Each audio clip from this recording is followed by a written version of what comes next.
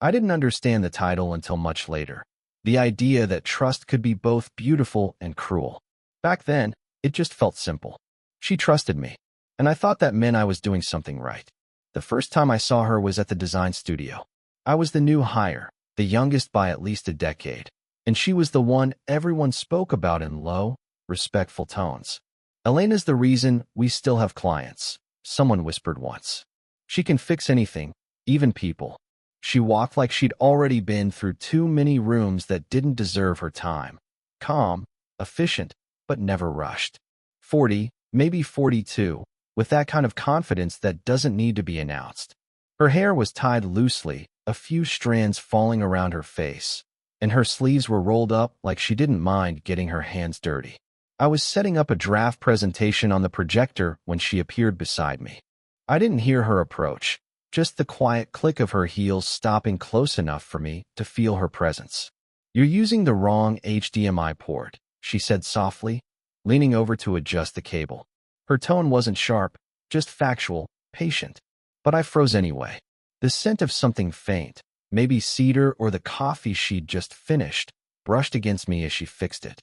"There," she said. "Now it'll actually work." "Thanks," I muttered. My voice cracked slightly.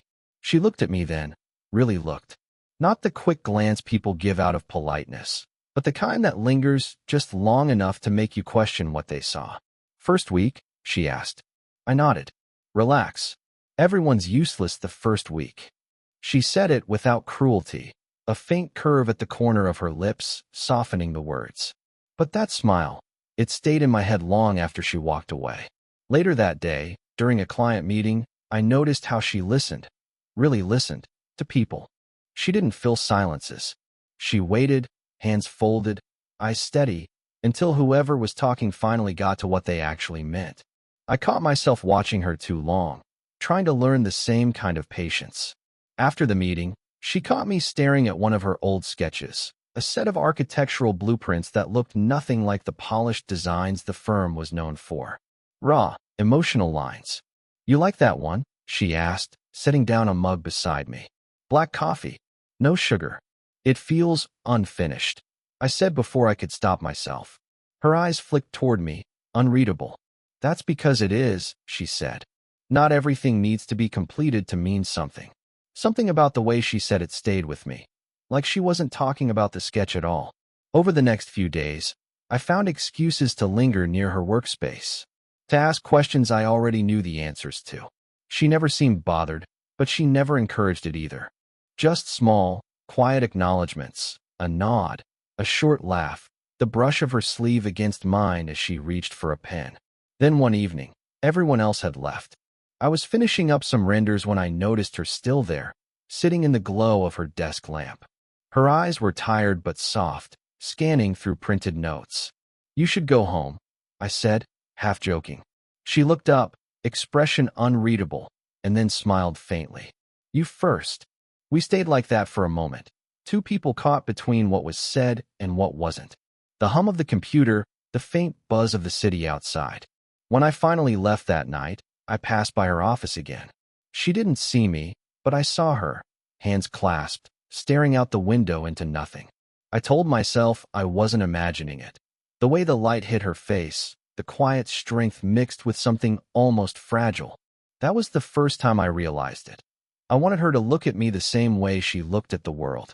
And maybe that was the moment everything started to burn. The next week, she asked me to stay late to help with a client pitch, said she needed someone who understood the new software. I said yes too quickly, pretending to check my calendar even though it was empty. By the time everyone else had gone, the office felt different, quieter, almost intimate. The city lights outside flickered across the long glass windows, reflecting us like we were part of some unspoken symmetry. Elena sat at the head of the table, her reading glasses perched halfway down her nose, the faint blue glow of the laptop screen softening her face. I was across from her, rearranging slides that didn't really need fixing. She sighed once, leaning back, rubbing the bridge of her nose. "They want another revision. Third one this week." I glanced up. Her lipstick had faded, her hair had loosened, and there were faint lines around her eyes, not the kind you notice in passing, but the kind that tell you someone's been holding too much for too long. You ever feel like you're just, she paused, searching for the word, maintaining everyone else's expectations? The question wasn't meant for me, but I answered anyway. Yeah, every day. She gave a quiet laugh, short, honest. You're too young to mean that. I'm old enough to notice, I said. Her gaze flickered up, something unreadable passing behind her eyes. For a second, I thought she'd say something else, but instead, she stood, walking over to the window. I watched her reflection more than her, arms crossed, staring out at the rain beginning to fall. It's strange, she said softly, how the things that used to define you start slipping away, bit by bit. I wanted to ask what she meant. I wanted to tell her she hadn't faded, that she filled the room even when she wasn't trying. But the words stuck somewhere between my chest and my throat. So I said nothing. The silence stretched. I focused on the small things, her hand tightening slightly around her arm, the silver ring on her finger, the reflection of rain streaking the window behind her. She turned back, smiling faintly. You don't talk much, do you? Depends who's asking. That made her laugh again, a low, tired sound, but it was real. It broke something in me, the way warmth can feel like pain when it's rare. We kept working after that. She dictated notes, I typed. Her voice slowed as the hours passed. At one point, she dozed off briefly, chin resting on her hand. I didn't move, just watched her, afraid the smallest sound would wake her. When she stirred, she caught me looking. Her eyes lingered on mine for a heartbeat too long. Sorry, she murmured, straightening. Long day. It's fine, I said. You looked peaceful. Her expression shifted, a small, startled pause before she looked away. Don't say things like that, she said quietly. I nodded, pretending I understood. But I didn't. Not yet. Before she left, she touched my shoulder lightly. Thanks for staying late, she said. You didn't have to. I didn't tell her I wanted to. After she walked out, I stayed a while longer, staring at the chair she'd left empty, the faint warmth of her touch still lingering through my shirt. It was nothing. And yet, somehow it wasn't. The night it almost happened, the rain had been falling for hours. The city was half drowned in mist, traffic lights bleeding red and gold through the fog outside the studio windows. We were the only two left again. Elena hunched over the table, sleeves rolled, editing sketches with a dull pencil. The heater made a low hum, and my coffee had gone cold hours ago. She didn't notice me watching her, or maybe she did, and chose not to. Her face was caught between focus and exhaustion, strands of hair falling loose around her jaw. Every so often, she'd push them back, only for them to slip forward again. You should go home, I said, finally breaking the silence. So should you. Her tone was gentle, but her eyes didn't leave the paper. I wanted to tell her I stayed because she was still here. Instead, I pretended to review a draft, fingers tapping absently on the keyboard. At some point, thunder rolled far off, followed by the sudden blackout of half the office. Only her desk lamp stayed alive, a soft circle of light that made everything else disappear. She looked up, startled, then smiled faintly. Guess it's just us and this lamp now. I laughed quietly. Romantic, I said, before realizing how it sounded. She glanced at me, eyes half amused, half tired. Careful, she murmured. People might start talking. I'd let them. The words slipped out before I could pull them back. Her expression changed. Not shock exactly, just stillness. The kind that makes time feel heavy. She studied me, then shook her head with a faint smile that didn't reach her eyes. You don't know what you're saying. I do. The words were soft, but they hung there, charged. She closed her notebook, folding her hands slowly, deliberately. I've worked too hard to let something blur the lines, she said. Something, I repeated, because she couldn't say someone. The silence that followed wasn't awkward, it was magnetic. I felt every inch of space between us. Then her phone vibrated against the table. The name on the screen read Daniel. She stared at it for a long second before silencing the call. No explanation, just a quiet sigh. Old friend, I asked, even though I knew I shouldn't. Ex-husband, she said simply. Then, after a pause, he still calls when he's lonely. I wanted to reach out, to touch her hand, to do something human, even if it was stupid. But she looked so composed, so impossibly strong in that small pool of lamplight, that I couldn't. Instead, I said, he shouldn't get to do that. Her eyes lifted to mine, wet, but not from tears. Just tired. Everyone gets to do something they shouldn't, she said. That's the curse of being human. The rain outside thickened, pressing against the windows like a heartbeat. I could hear my pulse in my ears. She stood then, slowly, as if testing her balance. We should call it a night. But she didn't move toward the door. She stepped closer instead, into the thin light, stopping just an arm's length away. For a moment, neither of us breathed. Her hand almost reached for mine, stopped halfway. Her lips parted, words trembling there. And then she exhaled, shaking her head. Don't, she whispered. Please. And then she walked past me, coat in hand, the scent of rain and coffee trailing behind her. I stayed there, motionless, staring at the space she'd left behind. Close. Too close. Almost. ChatGPT said. She avoided me for 3 days after that night. 3 long, hollow days where the office lights felt colder, and even her empty chair seemed to carry weight. I told myself it didn't matter, that it was just a misunderstanding, a flicker of something misread. But every time her name showed up in an email, my pulse betrayed me. When she finally spoke to me again, it was almost casual. Can you help me with the portfolio layout? She asked, standing in the doorway of my cubicle. Her voice was steady, but her hands, they betrayed her. Fingers tight around a folder, knuckles pale. Yeah, I said, pretending not to notice. We worked in silence that evening. The others had gone home. The city hummed faintly outside the windows, all sounds softened by the drizzle that hadn't stopped since that storm. The room smelled faintly of paper and the ghost of her perfume. She leaned over my shoulder to point at a detail on the screen. I froze, not from her closeness, but from how normal she was pretending to be. You're tense, she said quietly.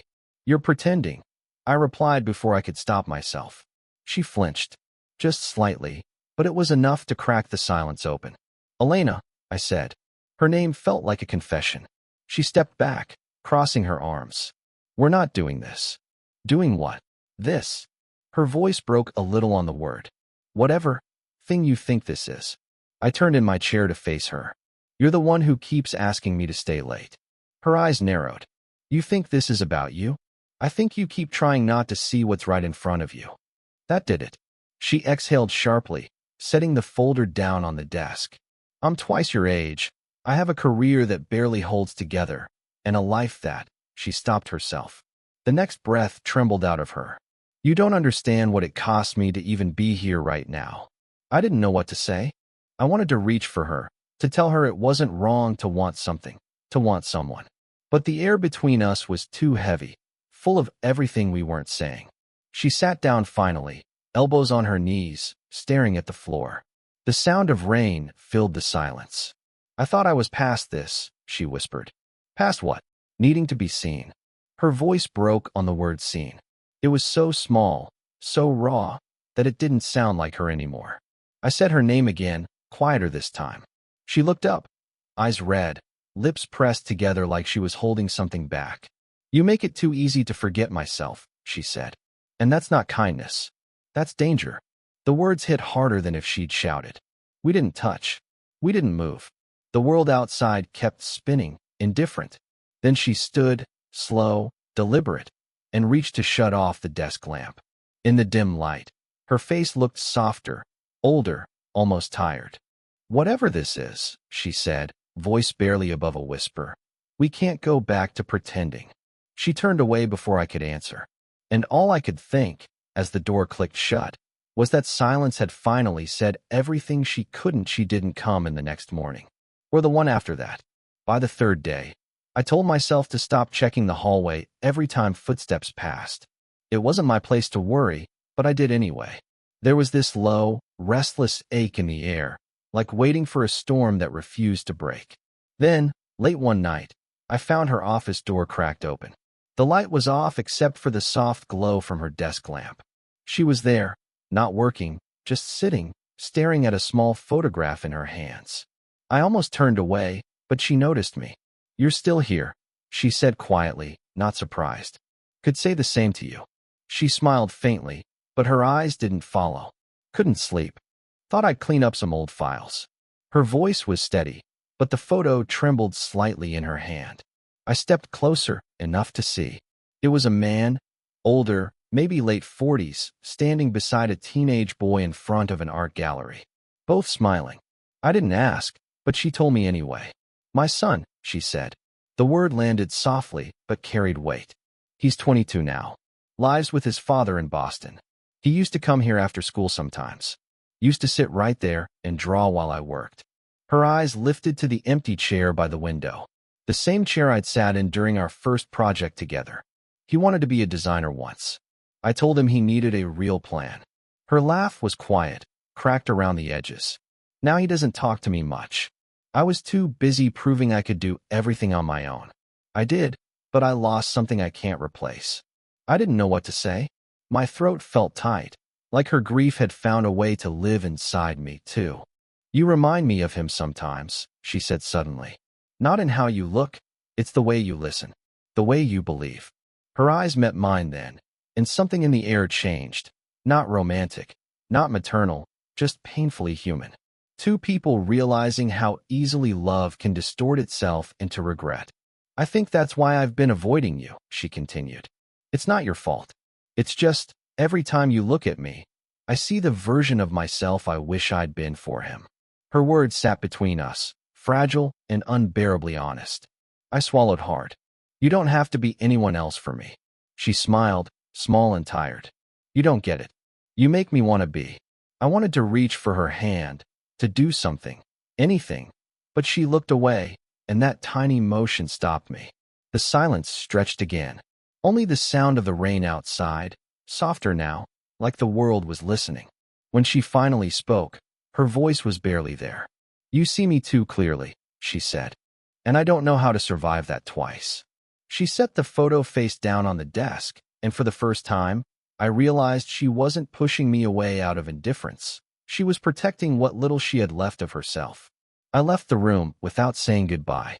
But that night, I couldn't stop thinking about the photograph and how easily I could have been in it. ChatGPT said it happened on a Friday. The kind of quiet Friday where everyone leaves early, eager for weekend air, but the two of us stayed behind without really deciding to. She was sketching revisions for a client that no longer mattered, and I was pretending to sort through data sheets. The tension between us had changed, not sharp anymore, just heavy, slow, like the calm after something irreversible. Did you ever talk to him? I asked finally. Elena didn't look up. Who? Your son. She set the pencil down, her hand resting still on the paper. I called last night, she said. He didn't answer, but I left a voicemail. Her tone wasn't sad, more like acceptance wrapped in exhaustion. That's something, I said. She smiled faintly. Maybe. The rain had started again, tracing silver threads down the windows. It felt familiar by now. The sound of it, the smell of damp concrete, the quiet we always found ourselves in. She turned toward me then, resting one elbow on the desk. You ever wonder how something so wrong can still feel steady? I didn't answer right away. My fingers tightened around the mug in my hands. Maybe it's because it was never wrong, just mistimed. Her eyes softened, that look she had when she wanted to disagree but couldn't. You shouldn't have to carry my ghosts. Then stop giving them names, I said, my voice lower than I meant. A small silence followed, the kind that feels too fragile to touch. She looked at me for a long time. Really looked, the way she had that first day. And then, for once, she didn't pull away. She reached across the desk, fingers brushing mine. No hesitation this time, no half-step retreat. Her hand was warm, trembling slightly, but steady enough to stay there. Neither of us moved closer. We didn't need to. I don't know what this is, she said quietly. But it's real. I know, I whispered. She leaned back in her chair, eyes drifting toward the window again. The city lights reflected across her face, soft, uneven, alive. You'll move on from this one day, she said, almost as if she was trying to convince herself. Maybe, I said, but I'll remember this. A small smile curved her lips, almost invisible. Then we're even. The moment stretched, unspoken, unfinished, but enough. When the lights flickered from the storm, she didn't move away. I stood and came around the desk, not to close the distance, but to share the quiet. We sat side by side on the edge of her workspace, both of us facing the window, watching the rain make mirrors out of everything. At one point, she leaned her head lightly against my shoulder, brief, weightless. I didn't breathe until she did. No words, no promises, just the sound of rain, the warmth of her against me, the soft truth that we were both a little less broken in that moment. When she finally stood to leave, she pressed her hand once against mine, a touch that said goodbye without using the word. And somehow, that silence felt like the closest thing to love I'd ever known. It's been a year since I last saw her. A year since the night the rain finally stopped, since the sound of it on glass was the only thing holding our silence together. She left the studio 2 weeks after that, said she needed to simplify. She didn't say goodbye, not directly, but she left a note on my desk. A single line, written in her careful, looping script. "Thank you for making me see again." For a while, I didn't know what that meant. I thought it was about the work, about the projects, the long hours, the confidence she'd slowly let me borrow from her. But now, looking back, I know it was something else. Something quieter. She'd spent years being invisible, to her ex, to her son, maybe even to herself. And somehow, without realizing it, I'd been the mirror she needed. The one that showed her she was still capable of feeling something true. And me? I learned that love doesn't always arrive to stay. Sometimes it shows up just long enough to leave you changed. I see her in small things now. The way someone leans into a silence. The way a hand hesitates before reaching for something that might hurt. I think about how she never really asked for anything. How she carried herself like she was both the storm and the calm that followed. I still work in the same place. Her office is someone else's now, but the corner by the window still catches the afternoon light the same way it used to. I sit there sometimes when the day's too long, not to remember her exactly, but to remember the version of myself that only existed when she was near. A few months ago, I got a message. It was from her son, the one from the photo. He said his mom told him about me, that she'd started painting again, that she was living by the coast, near a place with sea glass and slow mornings. He said she seemed lighter, happier. I read that message 3 times before replying. Just one line, she deserves that. Because she does. Because whatever we were, or weren't, it made sense that it couldn't last. It wasn't built to. It was meant to wake something up in both of us, and once it did, we had to let go. But sometimes, late at night, I still think about that last touch, her hand over mine, steady, final, full of all the words we never said. And I wonder if she ever thinks about me when the rain starts again. Maybe she does. Maybe she doesn't. Either way, I'm grateful. Because she taught me that being seen, truly seen, can be its own kind of love. And maybe that's all we ever needed. If this story made you feel something, let me know in the comments. Would you want more stories like this?